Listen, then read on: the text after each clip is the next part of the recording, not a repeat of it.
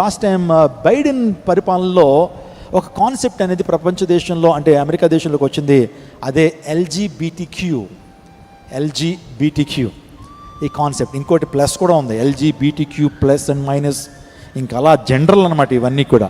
అందులో ప్రాముఖ్యంగా L stands for lesbians and G stands for gays and B stands for bisexual and T stands for transgenders. దీన్ని ఎక్కువగా తీసుకొచ్చారండి. వాస్తవానికి చివరి చూస్తారు క్యూ అనేటువంటిది అది మోస్ట్ డేంజరస్. ఎందుకంటే చిన్న పిల్లలు అప్పుడెప్పుడే వయసు పెరుగుతుంటే 3 సంవత్సరాలు 4 సంవత్సరాల పిల్లలకి బూతు బొమ్మలు చూపిస్తారు, స్కూల్లో కార్టూన్స్ చూపించి మొత్తం భయంకరమైన ఎడ్యుకేషన్ నేర్పించడానికి ప్రయత్నం చేస్తారు. ఆ టైంలో వారికి చెప్పేది ఏంటి తెలుసా? ఈ టైంలోనే నువ్వు ఆడగా ఉండాలనుకుంటున్నావా మగవాడుగా ఉండాలనుకుంటున్నావా, అది నీ చాయిస్. దేవుని చాయిస్ కదండి. నేను మగవాడుగా ఉండటం అనేది నా చాయిసా లేకపోతే దేవుని చాయిసా? దేవుని చాయిస్. కానీ వీళ్ళు ఏమంటారు తెలుసా?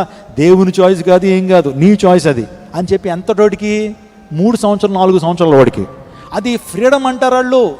ఇలాంటి వాటిని ఖండిస్తూ ఈ యొక్క కన్జర్వేటివ్స్ నుంచి ఒక గొప్ప వ్యక్తి లేచాడండి. ఆ వ్యక్తి పేరే చార్లీ కర్క్.